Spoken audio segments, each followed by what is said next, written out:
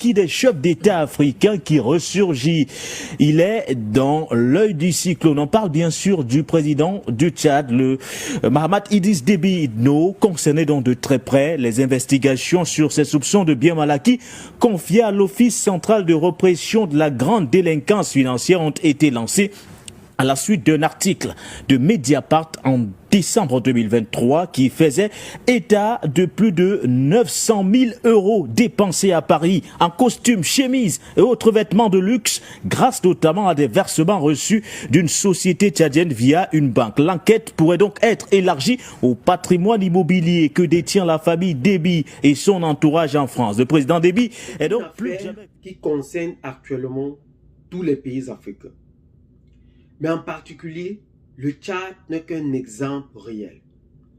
Je ne sais pas si vous avez réellement compris la portée de ces accusations. Un président africain accusé de mal bien acquis dans son propre pays. C'est-à-dire, la France accuse le président tchadien Mahamat Idriss Kaka d'avoir des biens mal acquis.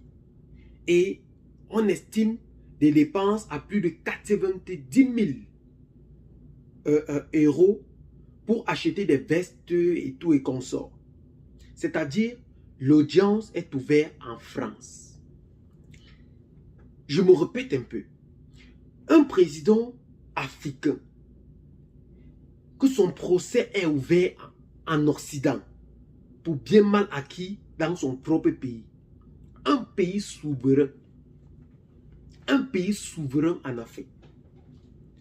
C'est ça qu'on n'arrive pas réellement à comprendre. La position du Tchad est claire. Nous sommes un pays souverain. Nous tenons chèrement à notre souveraineté et nous développons les relations avec qui nous voulons. Et nous continuons à entretenir des relations avec qui nous voulons. C'est ça qui s'appelle la souveraineté nationale. Un pays indépendant. Un pays qui pense par elle-même sa propre politique.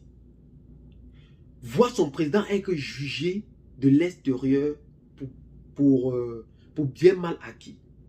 Ceci attire encore une fois de plus notre attention par rapport à cette situation très très critique que vit aujourd'hui le Tchad. Nous avons dit ici dans notre émission précédente que le président tchadien Mahamat Kaka est en train de retourner sa veste. Son rapprochement vis-à-vis de la Russie aujourd'hui ne laisse plus personne indifférent. Il a donné son intention officielle d'intégrer l'AES. Mais malgré ceci, la France se trouve aujourd'hui piégée parce qu'elle croyait en effet que ce dernier devait poursuivre les investigations ou les ententes d'accord qu'avait signé son père. Rappelons que jusqu'ici, l'armée française Barkhane avait été chassée du Mali, du Burkina et du Niger et ils se sont retournés aussi au Tchad. D'où, jusqu'aujourd'hui, nous comptons plus de 1000 soldats français. Mais aujourd'hui, ce rapprochement de la France, du Tchad vis-à-vis de la Russie inquiète le gouvernement français qui croyait être son allié. Mais le Tchad a dit en haute et intelligible voix qu'il est réellement un pays souverain. Un pays qui peut faire des rencontres avec qui et comme il veut pour le bien de sa population. Et c'est ce que nous sommes en train de voir ici. Dernièrement, nous avons vu une explosion des munitions en plein cœur. Là où il y a eu les explosions, pour constater des visu, encourager les hommes et les femmes qui ont travaillé hier toute la nuit, notamment les ministres, les forces de défense et de sécurité, les sapeurs-pompiers, qui ont travaillé durant toute la nuit pour maîtriser le feu. Parce que sans leur apport, ça pourrait même être pire. Et nous avons mis en place une équipe d'enquête pour nous situer sur les causes de ce qui s'est passé. Mais ce que nous avons compris sur ceci est que cette explosion ne vise pas seulement à montrer qu'il peut avoir des incendies, mais ceci montre que le bunker du Tchad aujourd'hui peut être détruit à tout moment. Et nous savons que quand une munition est détruite ou quand nous avons manque de certains matériels de guerre, nettement, il faut qu'on se retourne vers un allié ou un pays producteur en Afrique pour pouvoir l'acheter. Et aujourd'hui, certains pays occidentaux veulent montrer à ce dernier qu'ils restent et qu'ils demeureront l'allié principal du Tchad. Qu'est-ce qu'ils ont d'abord faire? Il faut qu'on le prive de ces munitions pour qu'ils comprennent en réalité la portée de cette coopération entre les deux pays tiers.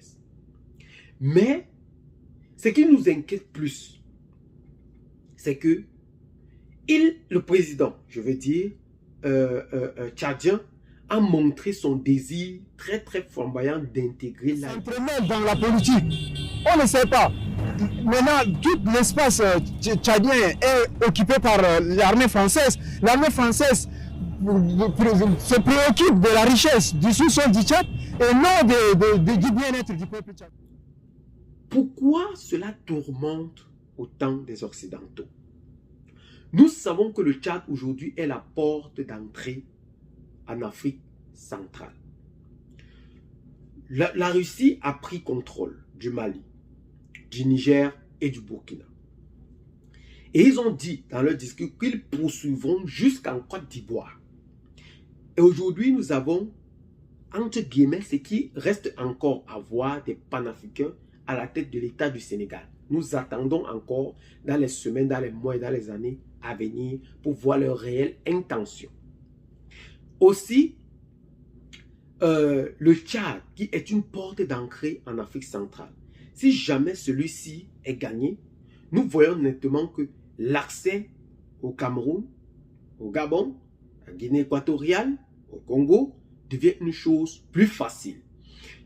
Il faut à tout et à tous les prix que certains pays occidentaux essayent de ralentir, en effet, de freiner la progression directe.